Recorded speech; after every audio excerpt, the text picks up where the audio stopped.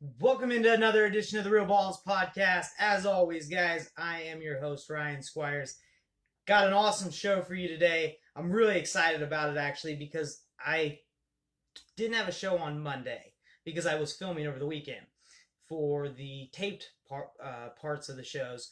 But man, so much bowling news has happened between last Friday and today. So I'm stoked to get up here, get on here, and really get some news out to you guys that maybe you didn't know, maybe you did know, maybe you've seen it. But either way, give you a new perspective that's different than what you're going to hear from everybody else. So, going to talk a lot today about EBI. EBI's resurgence. We're going to talk about staff player values.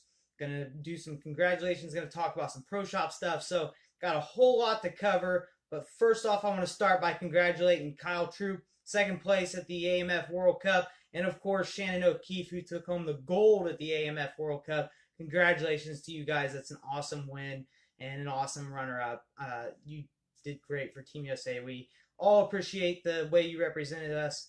Thank you very much, and congratulations. But what really got my attention was I was reading an article off of Talk 10 Pin yesterday.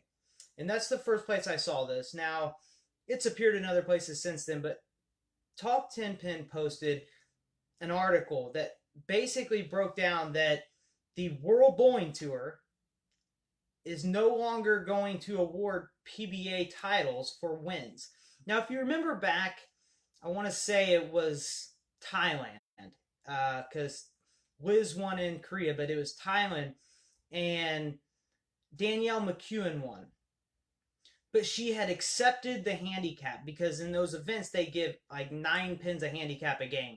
She accepted the handicap, so she got the title still, the win, but she didn't get awarded a PBA title simply because she had already taken the handicap to get there, and they wouldn't allow a PBA title if you took handicap.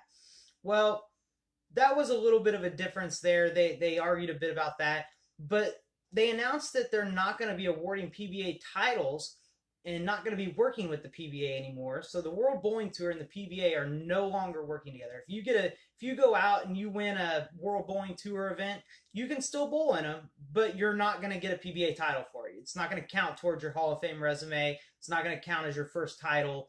So part of the reason for that in the article was that the new schedule really upset the World Bowling Tour.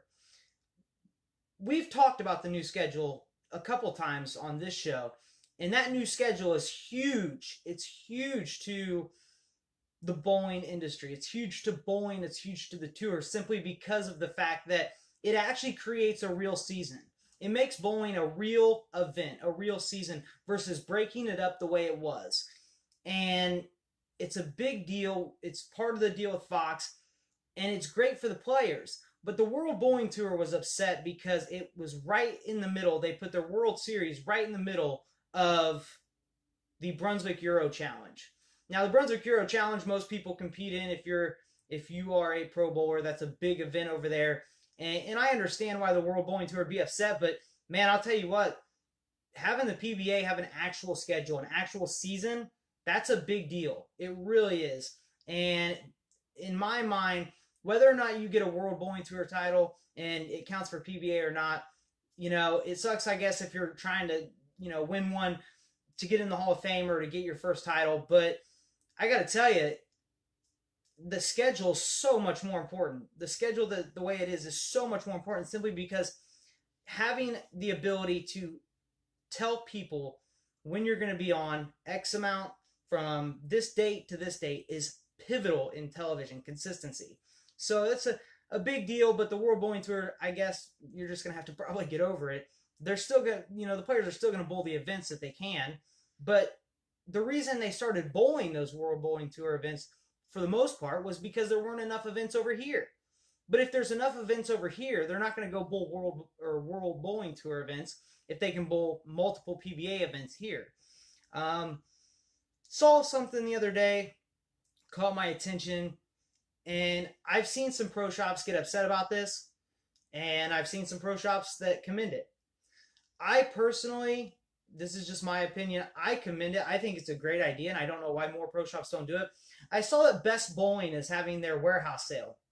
Now, they're loading up trucks. They're putting all their stuff in a back room of a bowling center and having their warehouse sale and whatnot. And I've seen some pro shops say, well, that's not a great way to do business. That's not the this or that. Everybody's got their opinions.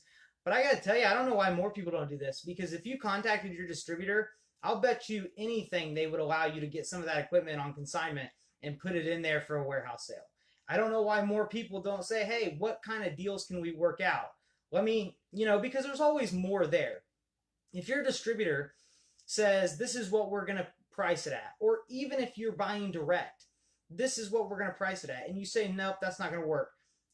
There's always more there. So I don't know why more pro shops don't do it, but for those that do, that's awesome. I mean, it's just like any other Black Friday sale. You stock up. What you don't have, you take back. It's consignment. You're not out anything, but you're going to get a huge amount of sales. But I commend Best Bowling for the way that they have promoted this sale, for the way that they have continued to say, hey, we're having this sale. Make sure to come out. They're really pushing their bowlers to this one event, and bowlers in the surrounding area to this one event. So I really commend them for that in trying to build the bowling ball sales, right before the holidays. So congratulations to those guys. I think that's an awesome idea.